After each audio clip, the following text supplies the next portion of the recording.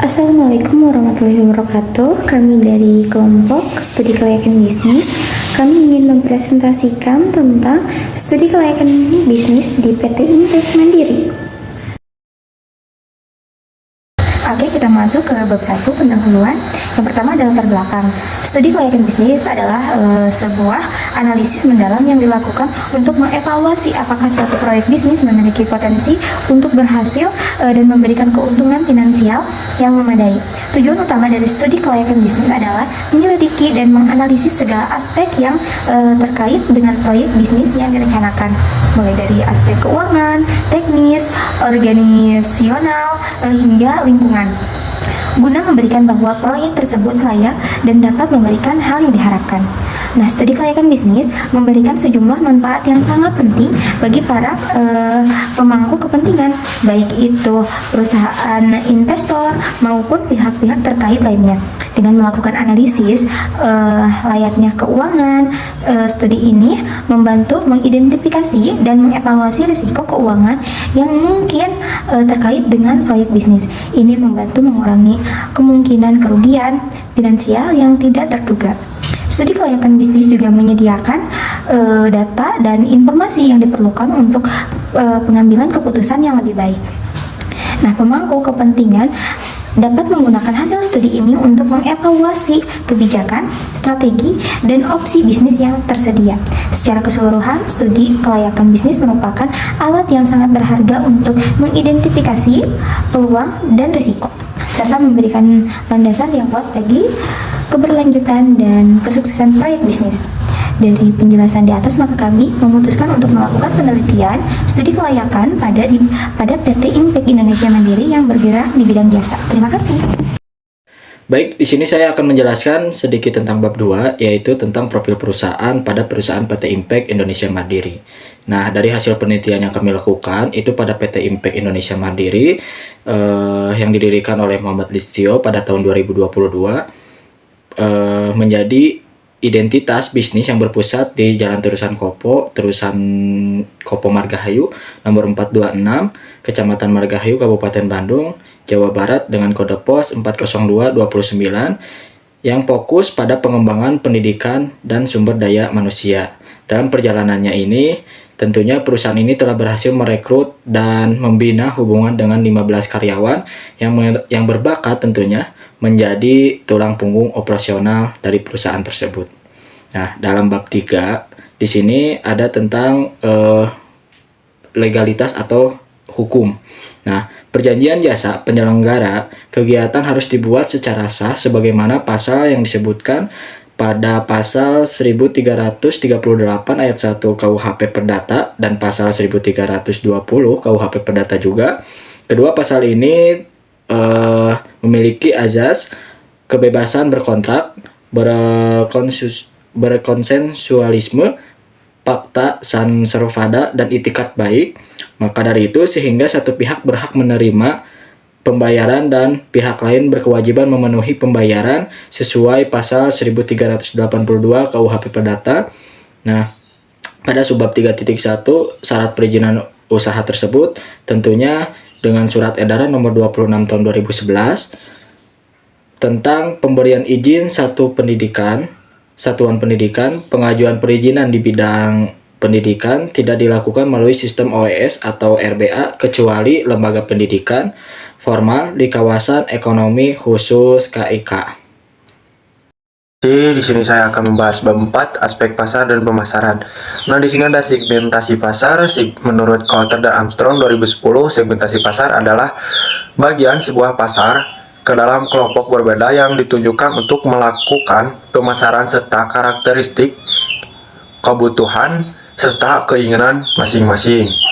Namun secara umum terdapat 4 jenis segmentasi pasar, yaitu segmentasi perilaku, demografis, psikografis, serta geografis. Saya di sini mengambil contoh dari perusahaan PT Impact Indonesia yang berpusat di Jalan Terusan Kopo Margahayu nomor 426, Kecamatan Margahayu, Kabupaten Bandung, Jawa Barat.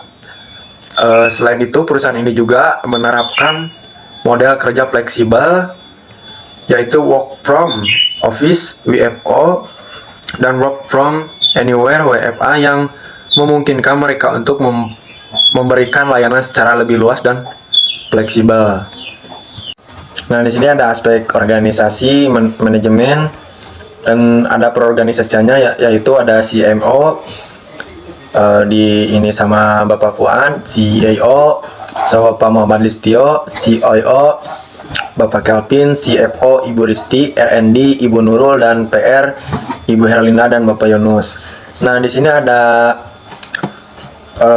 pekerjaan CIO, yaitu menetapkan visi dan misi strategis perusahaan, mengambil keputusan strategis untuk mencapai tujuan organisasi, memimpin tim eksekutif dan mengawal operasional keseluruhan perusahaan.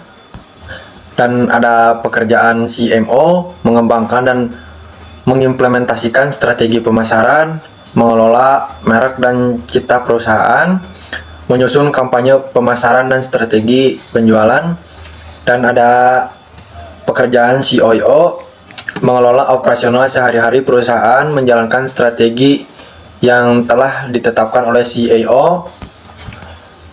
Pekerjaan CFO, mencatat hal-hal penting dalam diskusi, mengelola aspek keuangan perusahaan, menyusun anggaran dan merencanakan strategi keuangan. Dan yang terakhir R&D, mengumpulkan dan menganalisis dan menafsirkan data, membuat laporan dan visualisasi data untuk mendukung pengambilan keputusan.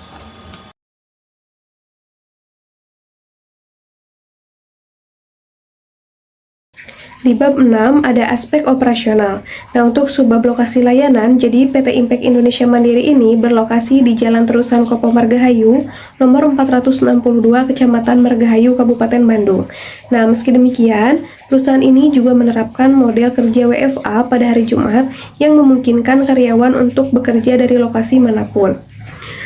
Untuk proses layanannya, PT Impact Indonesia Mandiri berfokus pada pengembangan pendidikan dan sumber daya manusia. Perusahaan ini berkomitmen untuk mengakselerasi karir generasi muda dan memberikan dukungan holistik untuk mendapatkan pekerjaan dan membangun karir yang matang di usia muda. Salah satu programnya yaitu Impact Career Accelerator. Nah, untuk digitalisasinya, PT Impact Indonesia Mandiri memanfaatkan teknologi AI dalam programnya untuk membantu calon fresh graduate untuk menentukan peluang karir yang tepat. Laporan laba rugi merupakan salah satu bagian dari laporan keuangan, berisikan tentang pendapatan dan beban, yang memberikan informasi tentang laba atau rugi bersih yang didapatkan oleh perusahaan dalam periode akuntansi tertentu. Laporan laba rugi pada PT Impact Indonesia Mandiri dengan total pendapatan 555 juta, dengan total beban 385,871 juta. Kemudian, laba bersih yang dihasilkan oleh PT Impact sendiri adalah 169,129 juta. Total utang juga modal sama-sama balance atau sama, yaitu 296,385,750. Ada laporan perubahan modal. Laporan perubahan modal merupakan laporan keuangan yang menyajikan tentang perubahan modal pada suatu perusahaan dalam periode tertentu, yang bertujuan untuk memberikan informasi tentang proses pelaporan pajak dan juga indikator perkembangan perusahaan. Analisis break-even point atau BEP. Analisis break-even point atau BEP pada PT Impact Indonesia Mandiri dengan total fixed cost atau biaya tetap 294,211 juta dan total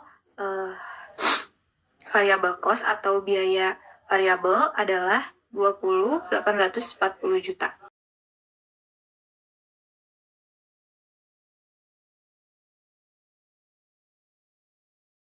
Selanjutnya di bab 8 yaitu penutup.